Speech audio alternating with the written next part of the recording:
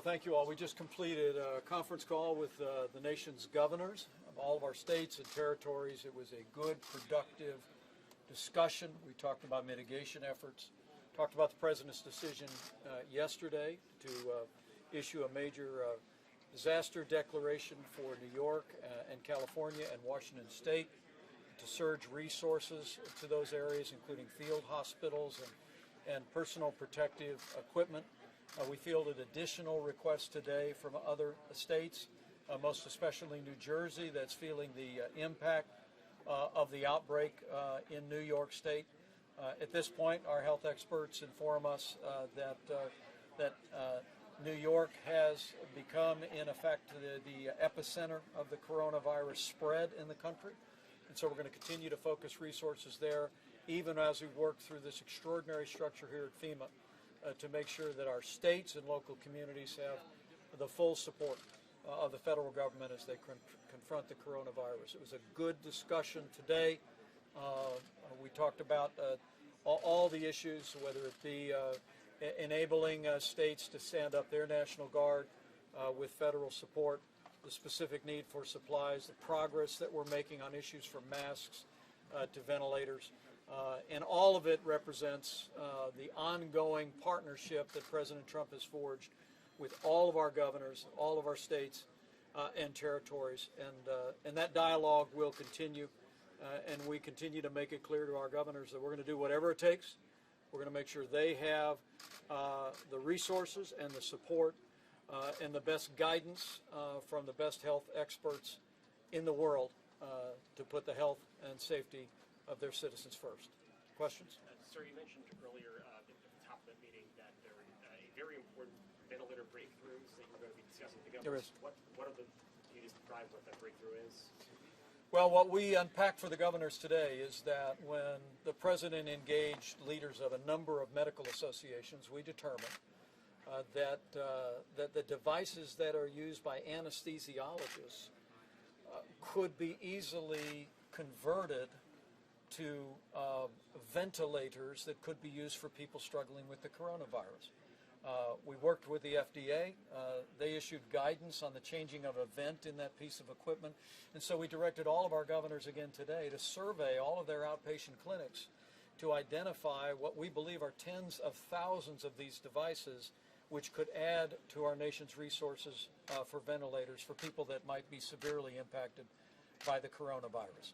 We got a strong response from our governors, but we reiterated again today that because of what anesthesiologists have stepped forward and told us would be available, because of the swift work of the FDA, now our governors around America are going to be able to identify a whole new range of ventilators that could be easily converted, add to their supply, and focused at the point of the need in their states. That's in addition to what we have in the national stockpile, the ventilators that we have in the marketplace today, as well as extraordinary efforts by American industry to step up and join us in manufacturing more ventilators for the American people. General Motors is working with one other company to begin to actually manufacture ventilators. We're working with them on that contract. And again, this is a whole of America approach. We're seeing all of America step up. And when our anesthesiologists made it clear that these devices could be available and converted to treat people struggling with coronavirus, our team went straight to work, and now working with our governors, we're going to identify that resource. Are you considering loosening any of the White House guidelines to try to resuscitate the economy at all? When the President laid out the 15 days to slow the spread, we believe that we had an opportunity early in the progress of the coronavirus across our country to impact the trajectory of the disease. Significantly lower the number of Americans that would be exposed to it and threatened by serious illness. It's important to remember most Americans, even those who contract the coronavirus, will fully recover. But for seniors with serious underlying health conditions, with people with serious immunodeficiencies, the threat is real. And so the President thought it was important, as we focus on areas where we've had significant outbreak, and we support areas like California and Washington State and in New York with specific countermeasures and support the governors in those states. I thought it was important for every American to take action, as tens of millions are, to help us slow the spread. But at the end of this 15 days, we're going to get with our health experts. We're going to evaluate ways in which we might be able to adjust that guidance for the American people.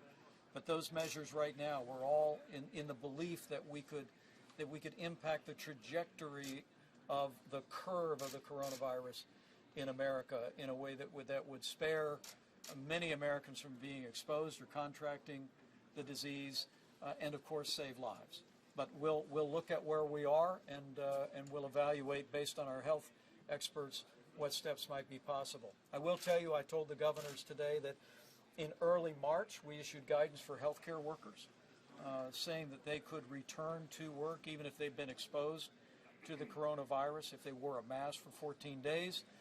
Today we fully expect the Coronavirus Task Force to review recommendations for critical infrastructure workers, first responders, those that play a vital role in public safety and the life of our communities.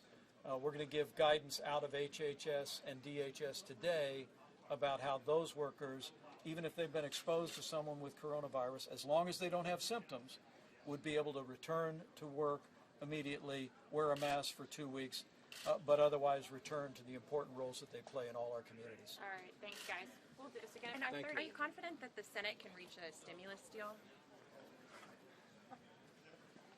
I think this is a very inspiring time across America. You see people coming together as never before in my lifetime. I mean, the American people are rising to the occasion. And it's time for the United States Senate to do the same. I mean, the CARE Act will provide direct support to working families. The average family of four could receive up to $3,000 in a direct payment. There'll be payroll support for businesses for several months that have been impacted by this. There'll be unemployment insurance support as we see the unemployment insurance rolls swell around the country. President Trump and I absolutely believe, for the sake of American workers, for the sake of our economy, for the sake of seeing our country through the coronavirus, the Senate and the House must act to pass the CARE Act and pass the CARE Act this week. It's time they got to work.